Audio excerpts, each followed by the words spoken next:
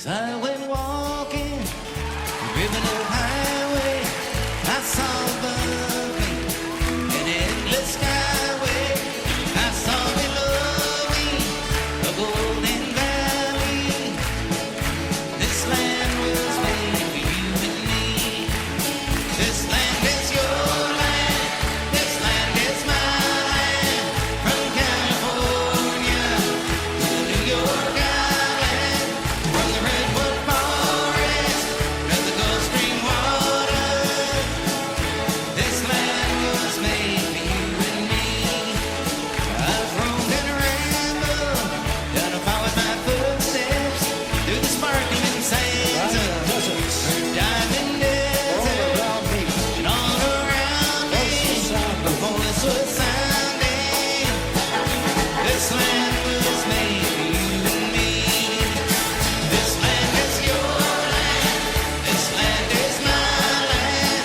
From California to the New York Island, from the redwood forest to the Gulf Stream waters. This land was made for you and me. The sun comes shining as I was strolling, the wheat fields waving, and the dust cloud rolling. As the fire was lifting, the boys come chanting. This land was made for you and me. This land is your land. This land is my land. From California to the New York Island, from the redwood forest to the Gulf Stream waters. This land was made for you. One more time. This land is your land. This land is my land. From California to the New York Island, from the redwood forest to the Gulf Stream waters. This land was made for you and me.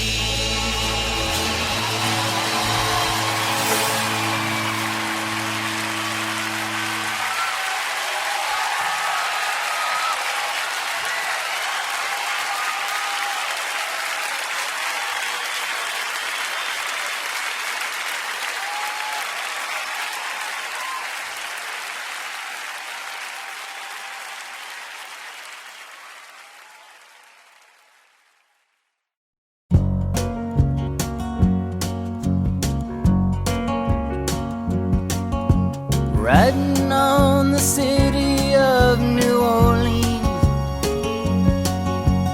Illinois Central, Monday morning rail. 15 cars and 15 restless riders, 3 conductors, 25 sacks of mail. All along the southbound Odyssey, the train pulls out at Kankakee and rolls along past houses, farms, and fields, passing trains that have no name, and freight yards full of old black men, and the graveyards of the rusted automobiles. Good morning, America, how are you? Said, don't you know me? I'm your native son. I'm the train they call the city of New Orleans. I'll be gone 500 miles when the day is done.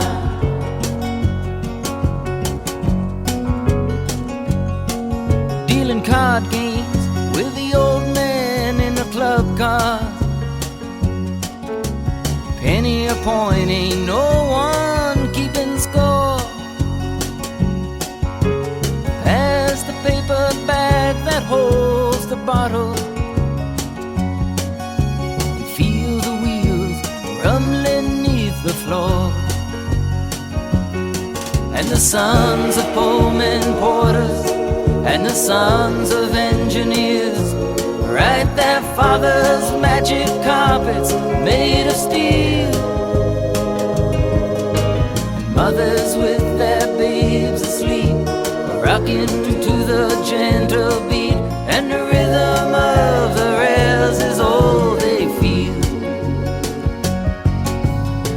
Good morning, America, how are you? Said, don't you know me? I'm your native son. I'm the train they call the city of New Orleans. I'll be gone 500 miles when the day is done.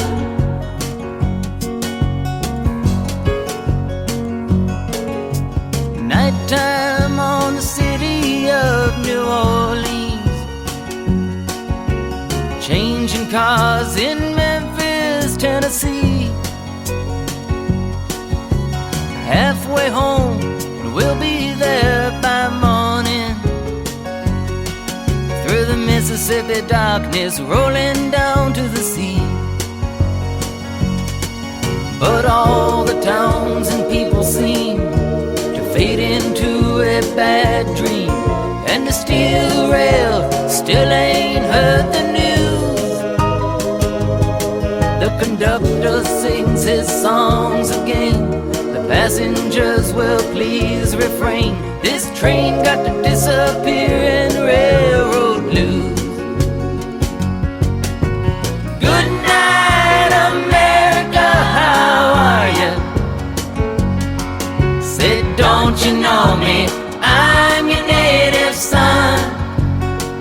I'm the train they call the city of New Orleans. I'll be gone 500 miles when the day is done.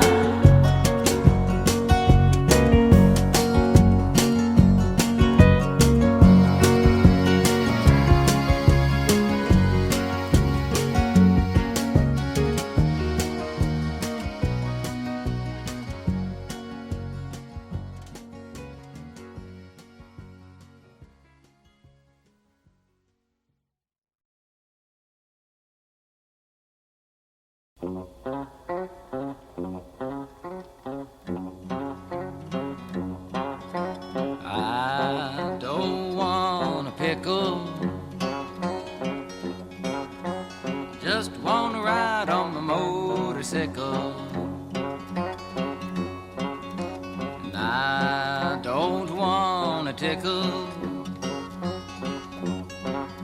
'cause I'd rather ride on my motorcycle. I don't want to die, just want to ride on my motorcycle. Oh, it was late last night, the other day, I thought I'd go up and see Ray. So I went up and I saw Ray, and there was only one thing Ray could say was, I don't want a pickle, I just want to ride on a motorcycle.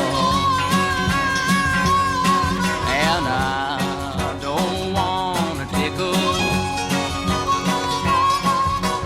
I'd rather ride on my motorcycle. And I don't want to die, just want to ride on my motorcycle.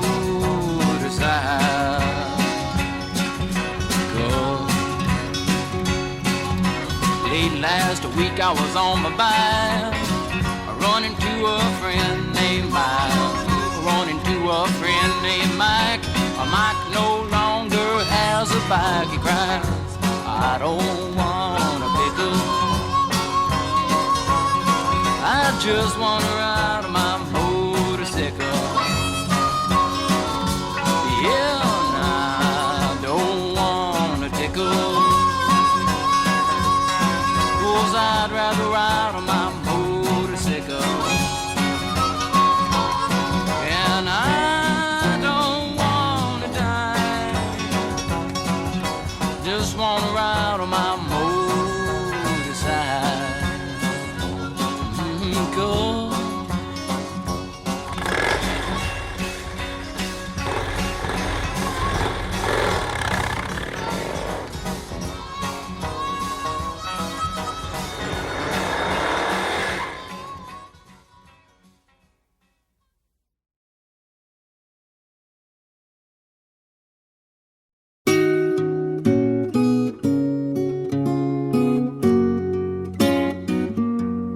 I wanna hop on the last train in the station.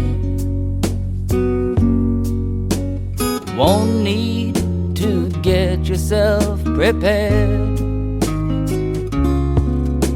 When you're on that last train for glory,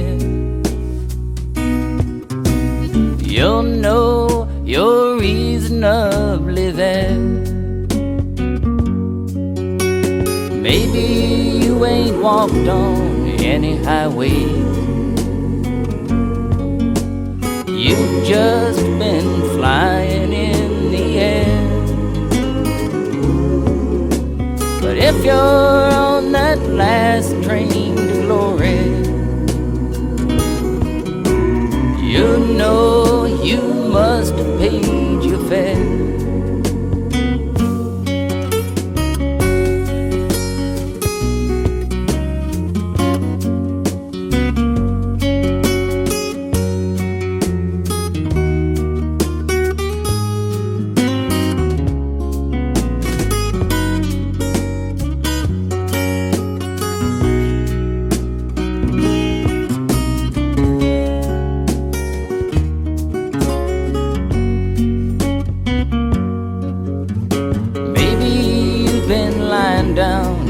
Jailhouse.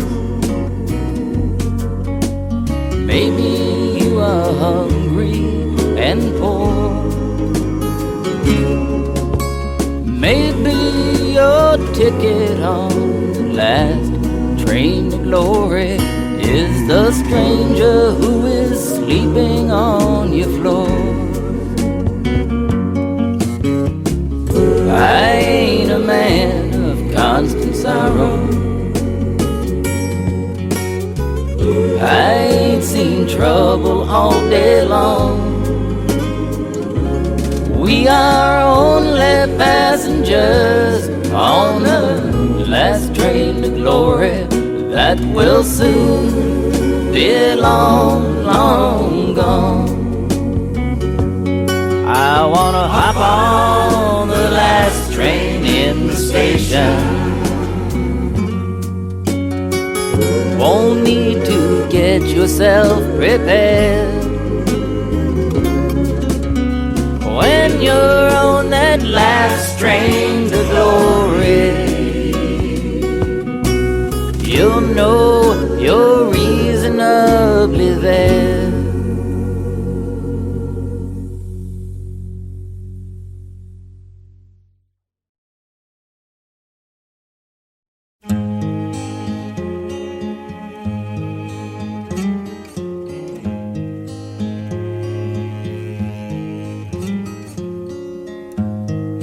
Go to sleep, you weary hobo.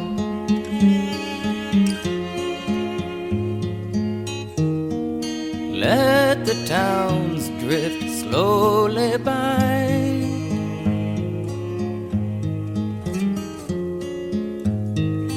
Can't you hear the steel rail humming?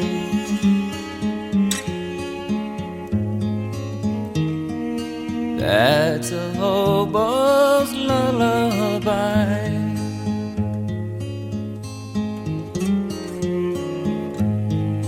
Do not think about tomorrow.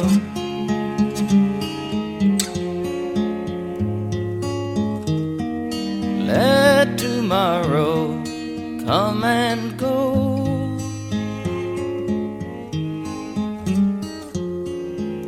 Tonight you're in a nice warm boxcar.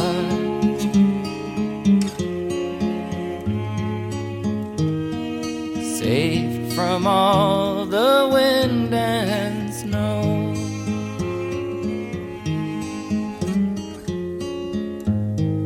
I know the police cause you trouble.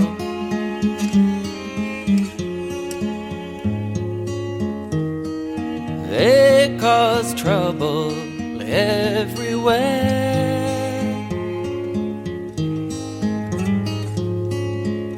But when you die and go to heaven,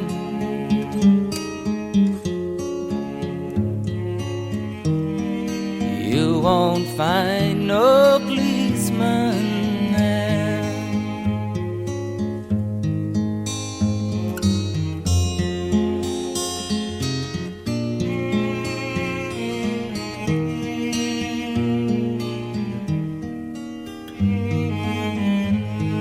I know your clothes are torn and ragged,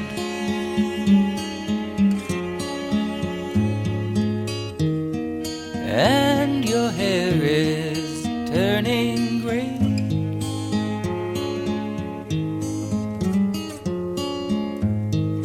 Lift your head and smile at trouble.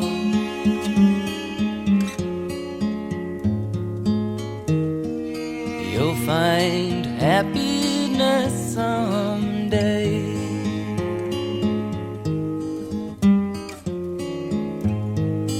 Go to sleep, you weary hobo.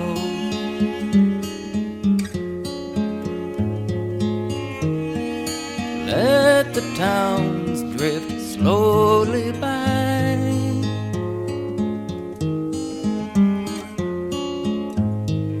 Don't you feel the steel rail coming?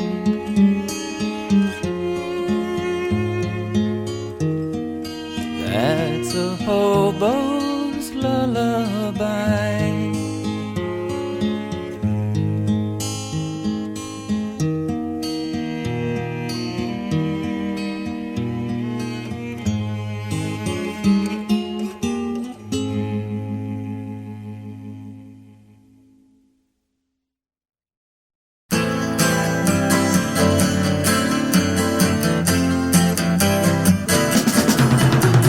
Coming in from London from over the pole, flying in a big airliner, chicken flying everywhere around the plane. Could we ever feel much finer? Coming into Los Angeles, bringing in a couple of keys. Don't touch my bags if you please, Mr. Customs Man. Yeah. With a ticket to Mexico, no, he couldn't look much stranger, walking in a hall with his things and all, smiling said he was the Lone Ranger, coming into Los Angeles, bringing in a couple of keys. Don't touch my bags if you please, Mr. Customs Man.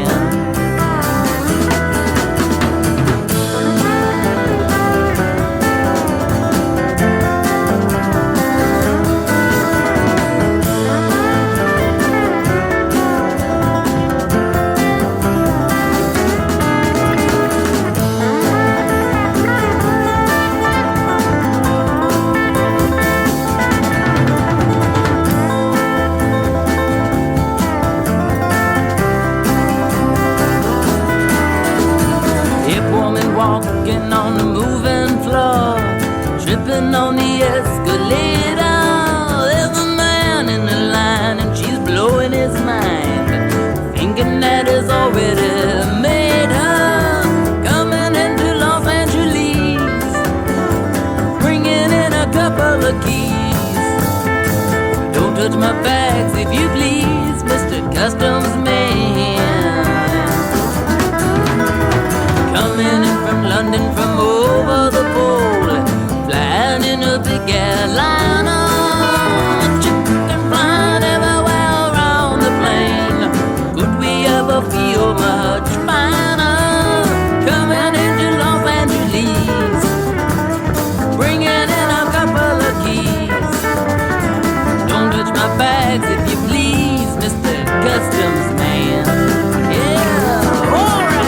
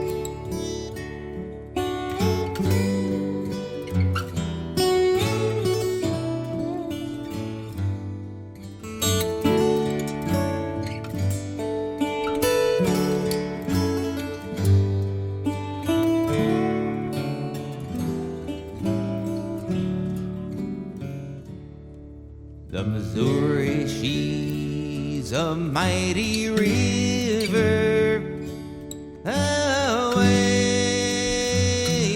rolling river.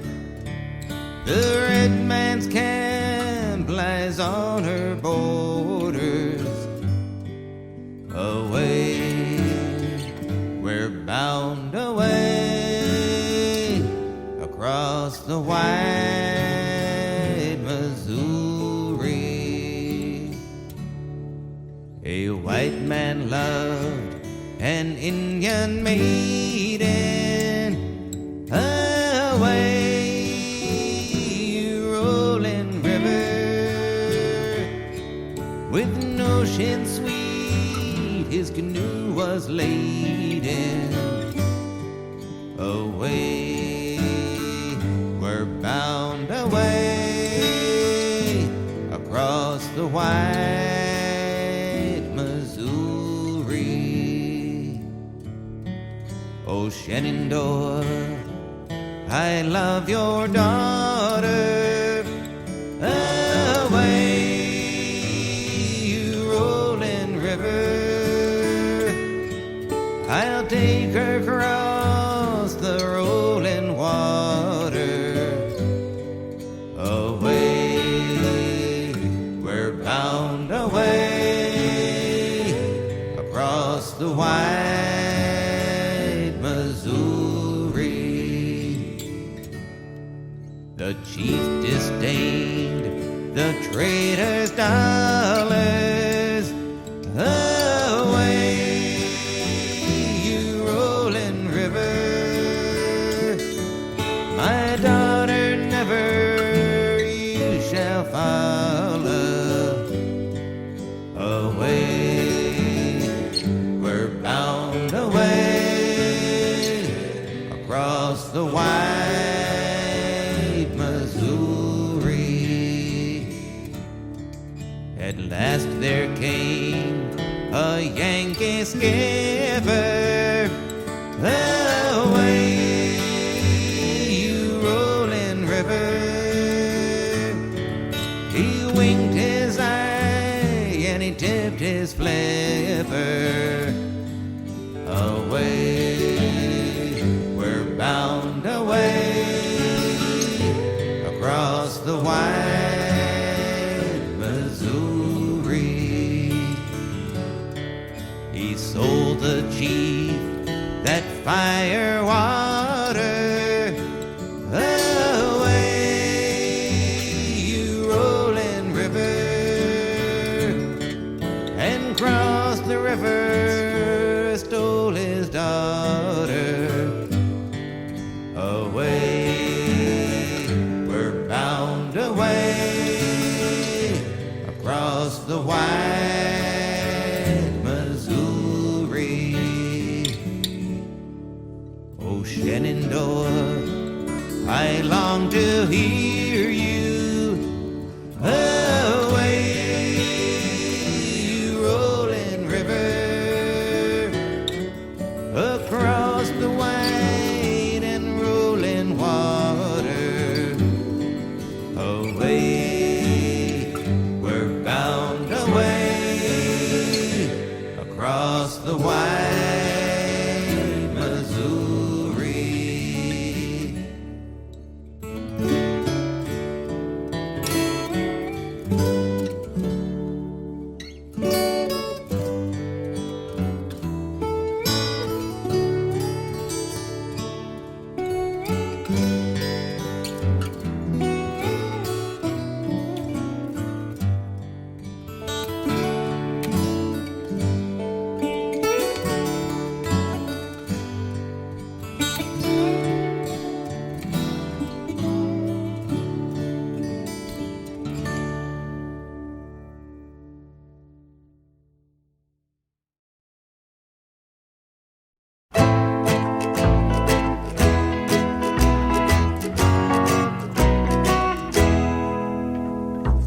I saw the splendor of the moonlight on Honolulu Bay.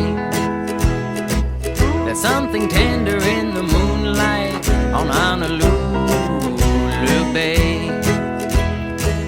And all the beaches are filled with beaches who bring their ukes along. And in the glimmer of the moonlight, they love to sing this song. If you like ukulele lady, ukulele lady like you. If you like to linger where it's shady, ukulele lady linger too. If you kiss the ukulele lady while you promise ever to be true, and she sees another ukulele lady fooling around with you, maybe she'll sigh, maybe she'll cry, and maybe not. maybe she'll find somebody else by and by to sing to when it's cool and shady, where the tricky wicky wackies woo. If you like the ukulele lady like you. She used to sing to me by moonlight on Honolulu Bay. Fond memories cling to me by moonlight, although I'm far away. Someday I'm going where eyes are glowing and lips are made to kiss, to see somebody in the moonlight and hear the song I miss. If you like ukulele lady like you. If you like to linger where it's shady, ukulele lady linger too. If you kiss the ukulele lady while you promise ever to be true, and she sees another ukulele lady fooling round with you, maybe she'll sigh, maybe she'll cry, And maybe not. maybe she'll find somebody else by and by to sing to when it's cool and shady, where the tricky wicky wackies woo. If you like the ukulele lady like you. Ukulele lady like you.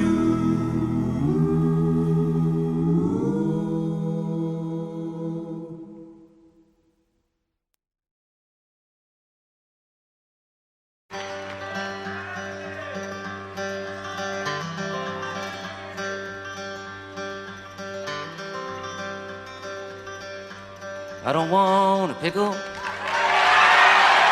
just wanna ride on the motorcycle. And I don't want a tickle, I'd rather ride on my motorcycle. And I don't wanna die, just wanna ride on the motorcycle.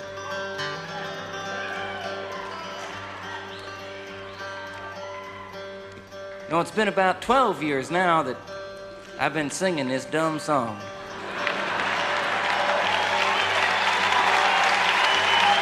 You know, it's amazing. It's amazing that somebody could get away with singing a song this dumb for that long. But you know, hey, you know what's more amazing than that is that somebody could make a living singing a song this dumb. But that's America. You know, I told about everything there was to tell about it. When I wrote it, how come, why, what for. But you know, the one thing that I always used to neglect to explain was the significance of the pickle. It was the time I was riding my bike. I was going down a mountain road. I was doing 150 miles an hour. On one side of the mountain road, there was a mountain. And on the other side, there was nothing. was just a cliff in the air. But I wasn't paying attention, I was just driving down the road. All of a sudden, by accident, a string broke off my guitar. It broke, right there, went flying across the road that way, wrapped itself around a yield sign. Well, the sign didn't break, it didn't come out the ground, the string stayed wrapped around it, stayed in the other end of my guitar. I held on to my guitar with one hand.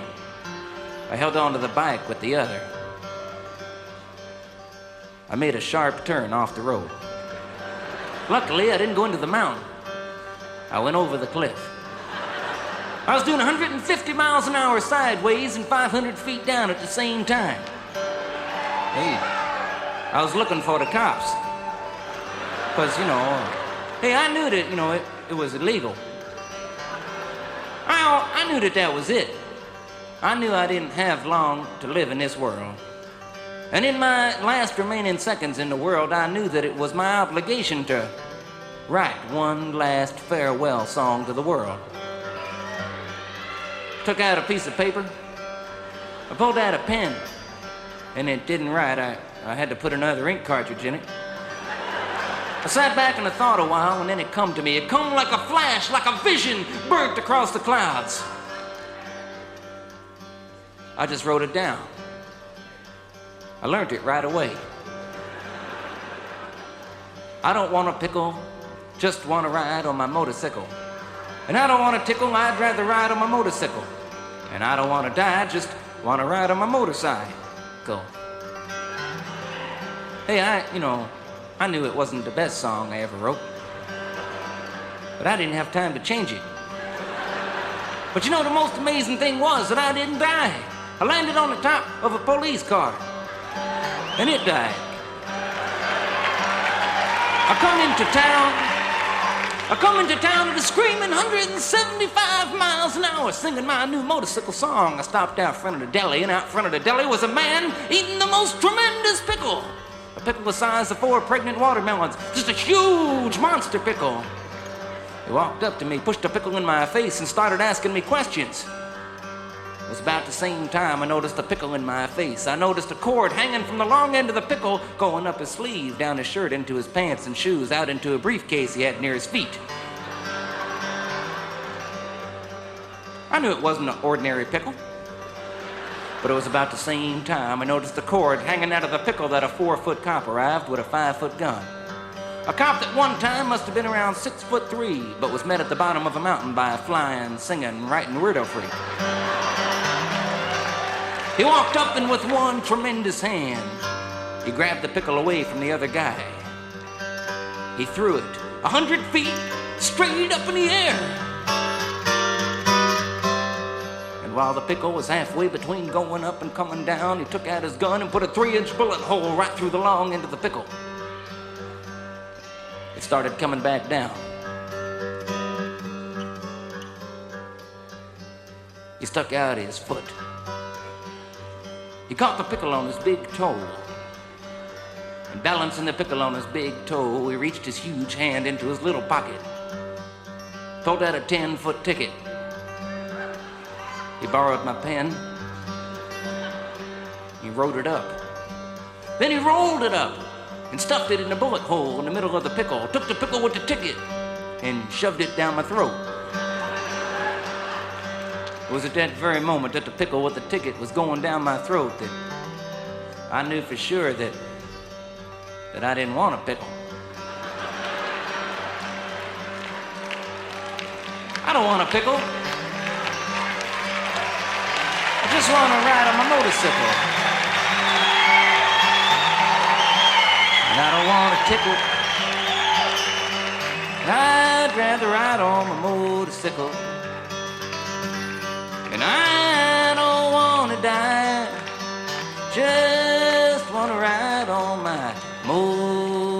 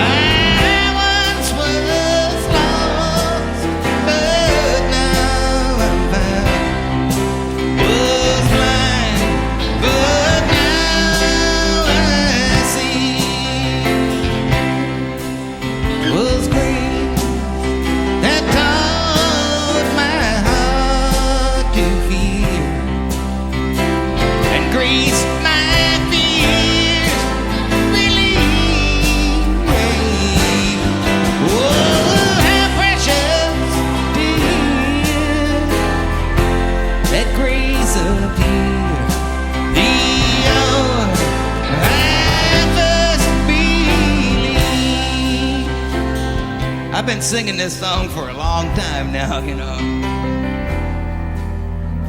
It's been one of my favorite songs. I don't mean to interrupt it or nothing, but I even put it in the one movie I ever made. And I only made one movie. Because I saw it. That was enough. But we used to sit around that old church we made that movie in and sing this old song. And I wanted to put something real in the movie because I had to make an hour and a half worth of movie out of a 20-minute song. So they had to make some stuff up. And I wanted to put something real in there, and we used to really sit around and sing this old song. Lots of other songs, too. Some of you may have noticed in the newspapers last year that we was able to buy back that old building. It's nice to be back in there. We got some nice things going on. Some nice programs for kids that have been screwed around with too much, or old folks been left alone, or people in between dealing with AIDS and cancer and all kinds of stuff. And I won't talk too much about it now, but I just thought I'd let you know that, as a matter of fact, the second day I was in there last year, I guess, I was mopping up the floor, and the local preacher come by. It was at night. It was a glass door, so I couldn't run away or nothing. And he was there knocking at the door, and I let him in. He said, "Arlo, I just come by to see what you're doing over here." I said, "I'm not doing much, just mopping up." He said, "No, Arlo. What are you doing over here?" I said, "What do you mean?" He says, "Arlo, what kind of church is this?" Well, no one had ever asked me before. So I said, "Well, it's a bring your own God church." And he was looking at me.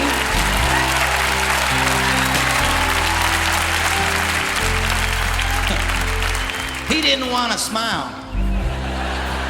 But you could see the smile creeping across his face.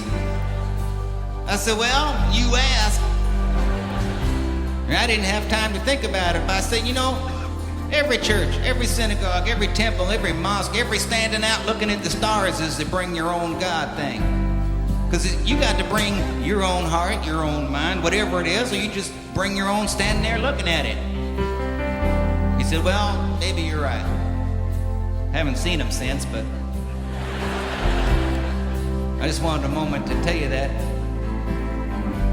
Because it sort of puts for me this show tonight that we've been doing in a little bit more of a context of some kind. It's more fun than anyone can imagine to be up here, not just with your own kids, but with friends, and it's sort of like just one big family up here. That's what it feels like. And it reminds me of a story that my dad used to tell, because he was equally convinced that there wasn't but one big family around the whole world anyways. And it was the story of the two rabbits, the mama rabbit and the papa rabbit. And one day they was out in the woods and they were munching like rabbits do.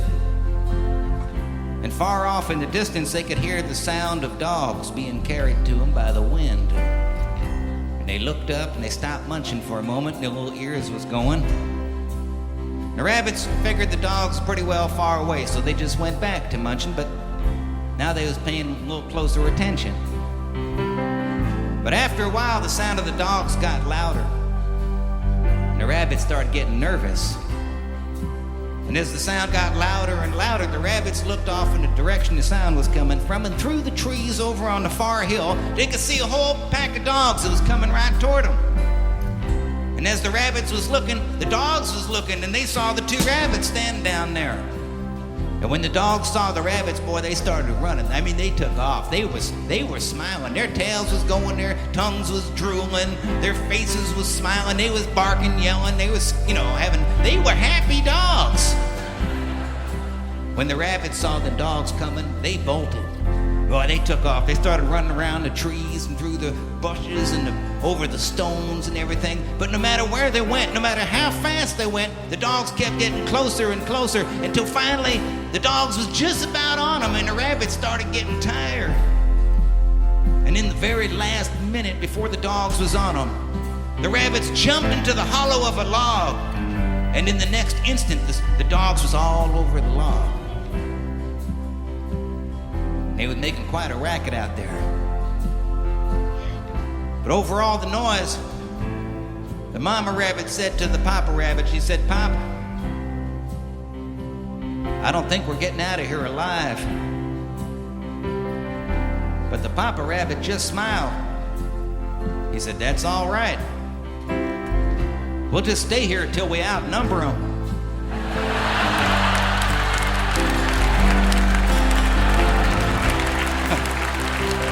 I love that story. Especially when people say to me, "Arlo, where you been for the last 20 years? I tell them that story. Just been home breeding. Now my own kids are starting to have kids. They're not leaving home neither.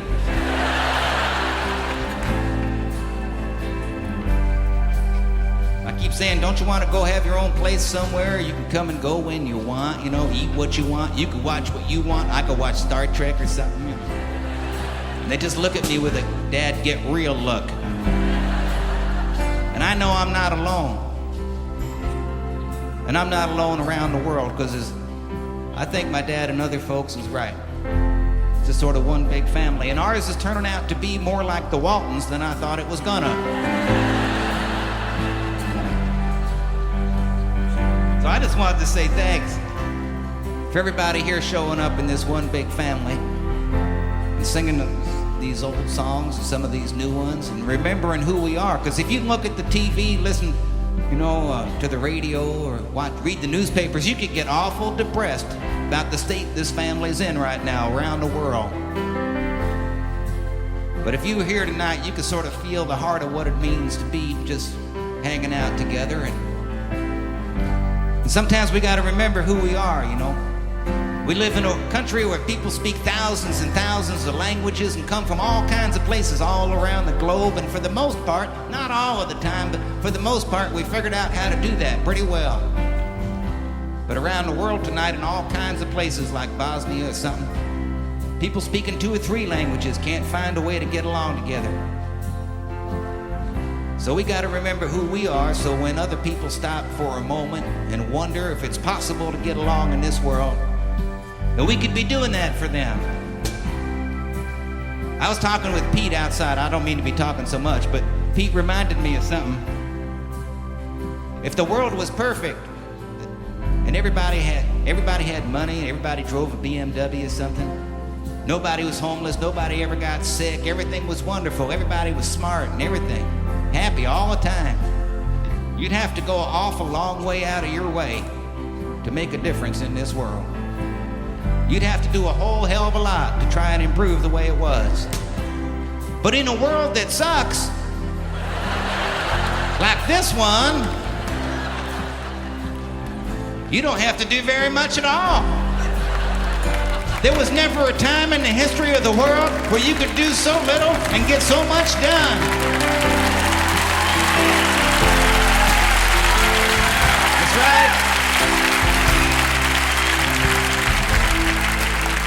You could do more with a little smile, just hold somebody, say hello to somebody, or just feel good by yourself, even when you don't feel like feeling good.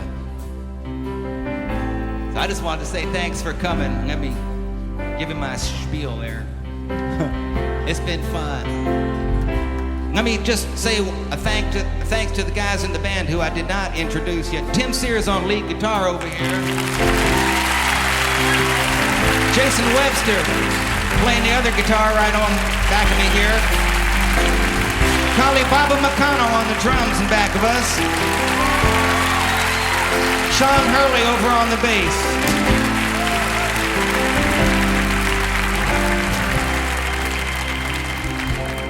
Well, so I guess we gotta sing this old song here together. You don't have to know the words. Just mumble. Trust me, I make a living doing it. And Pete's the one that taught me that you don't even have to know the tune. He said you just pick yourself a note and slide around till it feels good. Or until somebody slugs you sitting next to you or something. That's the worst that could happen. Help us out here. Amazing grace, how sweet the sound that sings every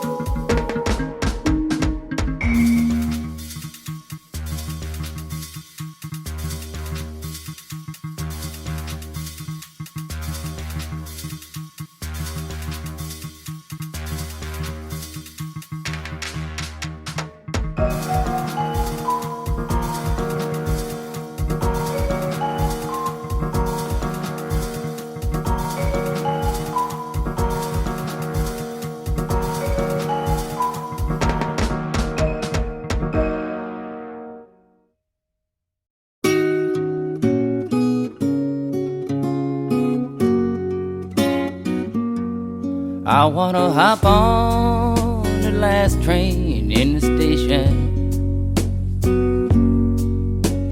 Won't need to get yourself prepared.